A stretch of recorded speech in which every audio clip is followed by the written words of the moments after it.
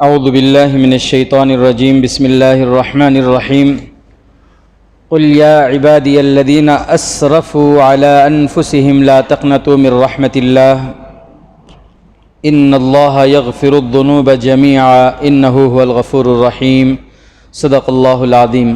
رب ذوالجلال کا بے انتہا کرم، اس کا فضل اور احسان اللہ تعالیٰ نے ہمیں روزہ رکھنے اور تراویح پڑھنے کی توفیق عطا فرمائی۔ میرے محترم بزرگ عزیز دوستوں، گزشتہ کل اس آیت کے تحت کچھ باتیں ہمارے سامنے آئیں۔ اس آیت میں جو اللہ تبارک و تعالیٰ اپنے بندوں کو پیغام دینا چاہ رہے ہیں وہ یہ کہ بندوں کو چاہیے کہ وہ اللہ کی ذات سے نا امید نہ ہو، اللہ کی ذات سے مایوس نہ ہو۔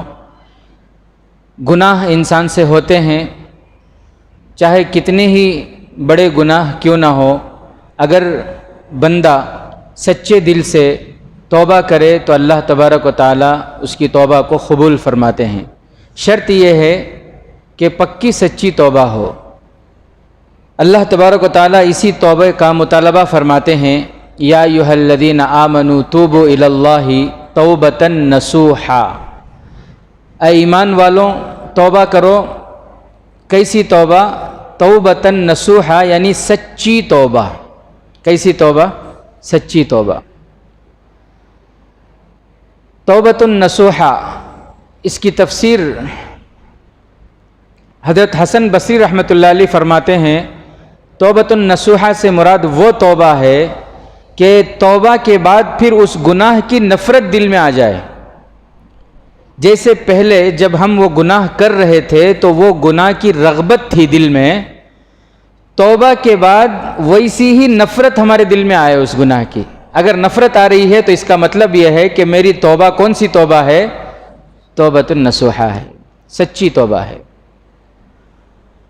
تفسیر مظہری میں لکھا ہے 4 چیزوں کے مجموعے کا نام توبۃ النصوحا ہے۔ 4 چیزوں کے مجموعے کا نام توبۃ النصوحا ہے۔ وہ 4 چیزیں کیا ہیں؟ نمبر 1، زبان سے استغفار ہو۔ نمبر 1، زبان سے استغفار ہو۔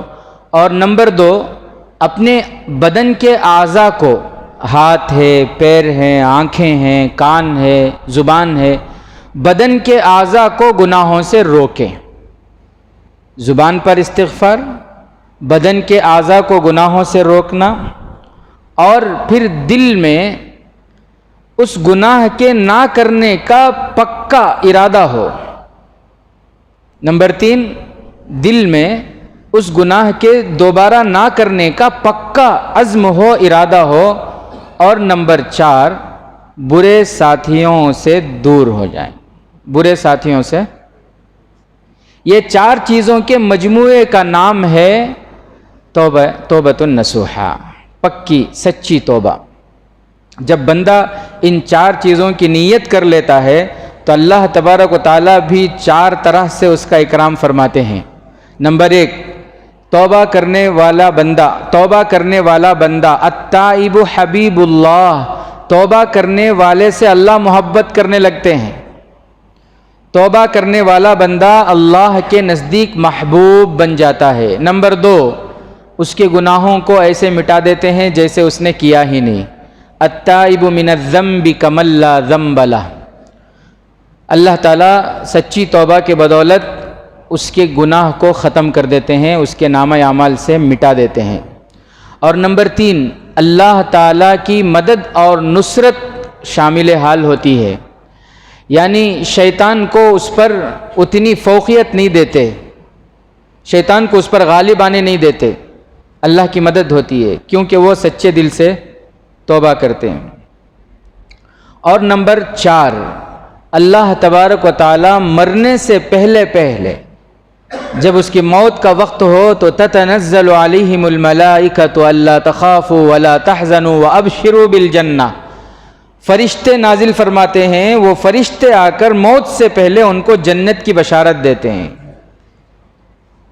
یہ 4 طرح سے اللہ اس بندے کا اکرام فرماتے ہیں جو پکی سچی توبہ کر لیتے ہیں۔ اس لیے میرے عزیز ساتھیوں، ہمیں چاہیے کہ ہم توبہ کرتے رہیں، توبہ، ہمیشہ توبہ، فجر میں، ظہر میں، عصر میں، مغرب میں، عشاء میں، جب جب بھی موقع ملے اتنا توبہ کریں شیطان تھک جائے، شیطان عاجز آ جائے کہ اس بندے کو میں کتنی محنت کر کے گناہ کرواتا ہوں پھر توبہ کر لیتا ہے، یہ بیزار آ جانا انہیں نہیں بات. اتنا زیادہ جو ہے ہمیں توبہ کرنا. اور اللہ کو عاجزی پسند ہے. عاجزی. حضرت سفیان ثوری رحمۃ اللہ علیہ فرماتے ہیں میں ایک مرتبہ سویا ہوا تھا، خواب میں مجھے کسی نے آ کر بتایا کہ چلو جاؤ اور جا کر تمہارے وہ فلاں پڑوسی ان کا انتقال ہو گیا، ان کے جنازے کی نماز ہے، آپ جا کے جنازے کی نماز پڑھو. تو کہتے ہیں میں بیدار ہوا، گیا اور جا کر دیکھا تو واقعی ان کا انتقال ہو چکا تھا، لیکن وہ تو شرابی تھے. لیکن مجھے حکم تھا، کسی اللہ والے نے کس نے بتایا، بہرحال میں جنازے میں شریک ہوا. تدفین کے بعد میں ان کے گھر پہ گیا اور گھر پہ جا کے میں نے ان سے پوچھا کہ بھائی صاحب کا انتقال کیسے ہوا، کیونکہ ان کے حالات تو معلوم تھے، وہ تو اتنے نیک نہیں تھے، لیکن انتقال کیسے ہوا، کس حالت میں ان کا انتقال ہوا. تو گھر والوں نے بتایا کہ آخری وقت میں ان کے آنکھوں میں آنسو تھے، آخری وقت میں ان کے آنکھوں میں آنسو تھے اور ان کی زبان پر یہ تھا کہ اے دونوں جہاں کے مالک، اے دونوں جہاں کے خالق، اس شخص پر رحم فرما جس کے پاس نہ دنیا ہے نہ آخرت ہے. اللہ میرے پاس دنیا بھی نہیں ہے، آخرت بھی نہیں ہے، اے اللہ میرے اوپر رحم. یہ عاجزی. حضرت سفیان ثوری رحمۃ اللہ علیہ فرماتے میں سمجھ گیا اس عاجزی کی وجہ سے اللہ نے اس کے گناہوں کو بخش دیے. اللہ بخشنے والے، معاف کرنے والے. آج تراویح میں بہت زیادہ وقت ہو گیا آپ لوگ، ماشاءاللہ. اللہ قبول فرمائے آپ لوگوں کو. کوئی اعتراض نہیں کیے ماشاءاللہ. کسی کے پیر میں درد تو نہیں ہوا نا؟ اگر ہوا بھی ہوگا تو انشاءاللہ قبول ہے وہ.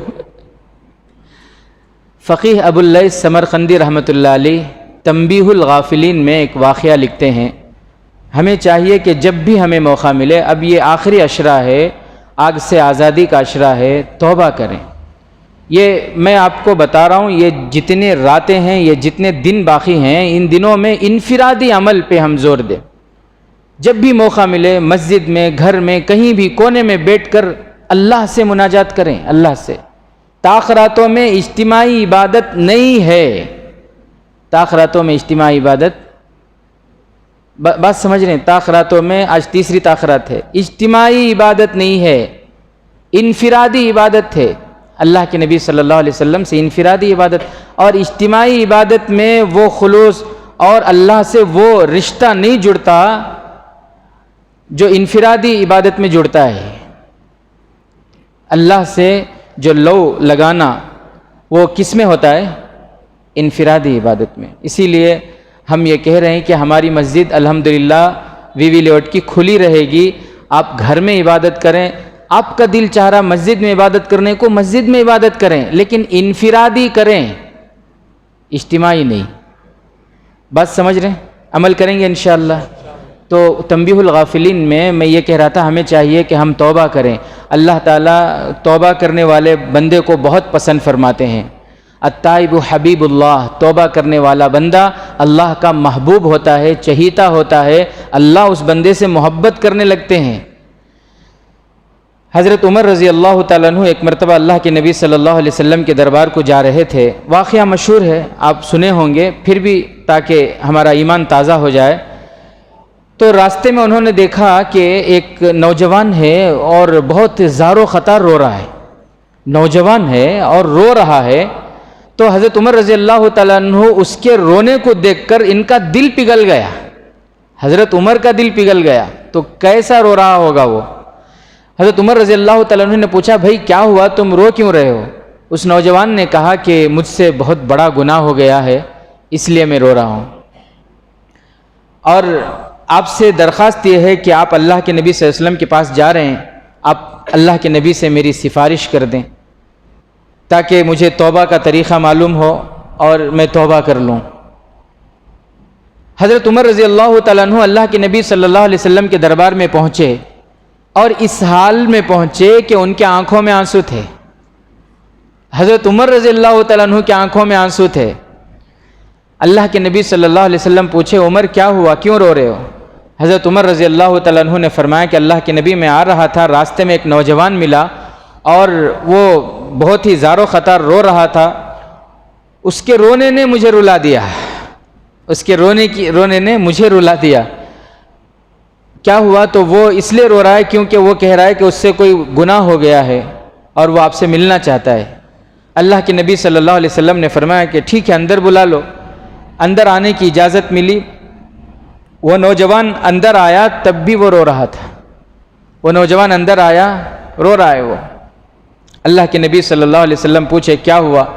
کہنے لگا کہ اللہ کے نبی، مجھ سے بہت بڑا گناہ ہو گیا ہے اور میں اللہ کی غضب میں ہوں، اللہ کی پکڑ میں ہوں، مجھے ڈر ہے کہ پتہ نہیں کب اللہ کا عذاب مجھ پر آ جائے، اس لیے میں رو رہا ہوں۔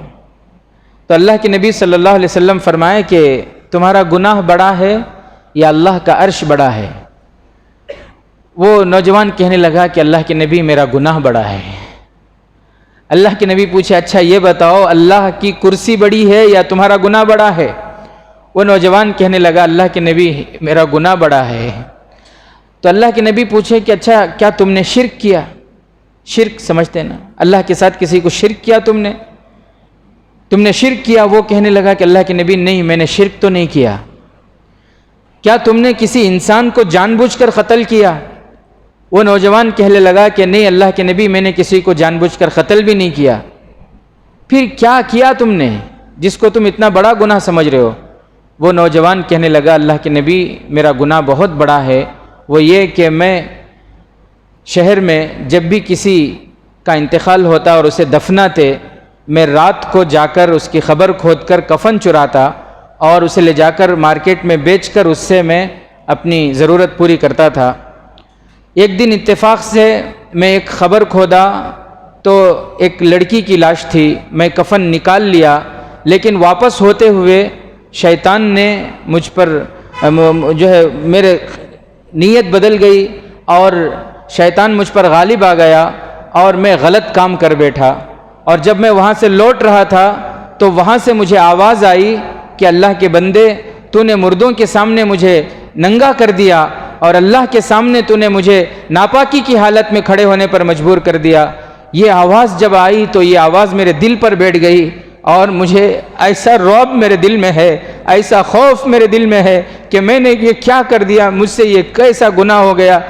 جب اس نوجوان نے اپنا یہ واقعہ سنایا تو اللہ کے نبی صلی اللہ علیہ وسلم کی آنکھوں میں آنسو آ گئے، اور اللہ کے نبی صلی اللہ علیہ وسلم نے فرمایا کہ تم نے بہت بڑا گناہ کیا، تم نے بہت بڑا گناہ کیا، تم نے ایک عورت کے ساتھ، ایک مردہ عورت کے ساتھ تم نے یہ کیسی حرکت کی، تمہارا گناہ تو بہت بڑا ہے۔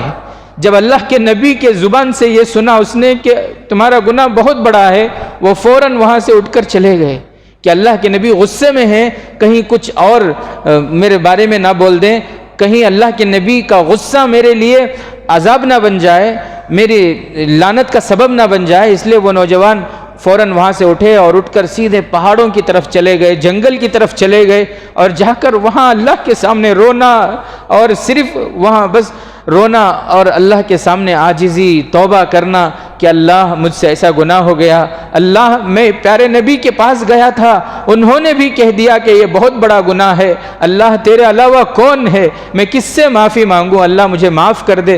جب وہ بہت زیادہ روئے، لکھا ہے کتاب میں، حضرت سمرقندی رحمۃ اللہ علیہ لکھتے ہیں کہ 40 دن تک وہ مسلسل روتا رہا۔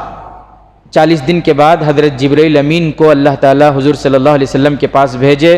حضرت جبرائیل امین آئے اور کہا کہ اللہ کے نبی، اللہ تعالیٰ آپ کو سلام کہہ رہے ہیں، اللہ نے آپ کو سلام بھیجا ہے، اور اس کے بعد اللہ آپ سے پوچھ رہے ہیں کہ یہ بتائیں کہ خالق کون ہے، اللہ ہے یا کوئی اور ہے؟ اللہ کے نبی صلی اللہ علیہ وسلم نے فرمایا کہ خالق اللہ ہے۔ رازق کون ہے؟ روزی سب کو دینے والا کون ہے؟ اللہ کے نبی صلی اللہ علیہ وسلم نے فرمایا کہ مجھے اور سب کو روزی دینے والا اللہ ہے۔ پھر کچھ سوالات ہوئے، اس کے بعد حضرت جبرائیل امین نے کہا کہ اللہ یہ پوچھتے ہیں کہ آپ یہ بتائیں کہ بندوں کو معاف کرنا کس کے ذمہ ہے؟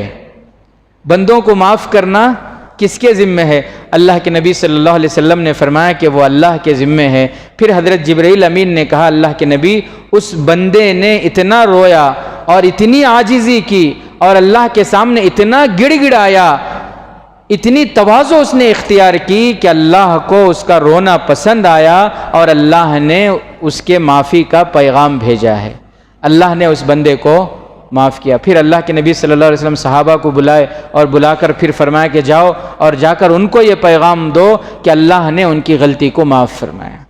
تو میرے عزیز ساتھیوں، گناہ انسان سے ہوتے ہیں، ایمان کا تقاضا یہ ہے کہ فوراً توبہ کر لیں۔ ایمان کا تقاضا کیا ہے؟ فوراً توبہ۔ ابھی ہماری آنکھیں ہیں، ان آنکھوں سے ہم رو لیں، ابھی زبان ہماری چل رہی ہے، اس زبان سے اللہ سے مناجات کر لیں، اللہ کے سامنے معافی مانگ لیں۔ ایک وقت وہ آئے گا یہ آنکھیں بند ہو جائیں گی، یہ زبان بولنے کے قابل نہیں رہیں گے۔ اس لیے میرے عزیز ساتھیوں، ان راتوں کو غنیمت سمجھیں، ان لمحوں کو غنیمت سمجھیں اور جتنا ہو سکے اللہ کے سامنے توبہ استغفار کریں، اور یاد آئے تو دعا کے آخر میں اس گنہگار کے لیے بھی دعا کریں گے بھی انشاءاللہ۔ اپنی دعاؤں میں یاد رکھیں انشاءاللہ، رکھیں گے انشاءاللہ، ٹھیک ہے۔ اللہ ہم تمام کی مغفرت فرمائے۔ سبحان اللہ۔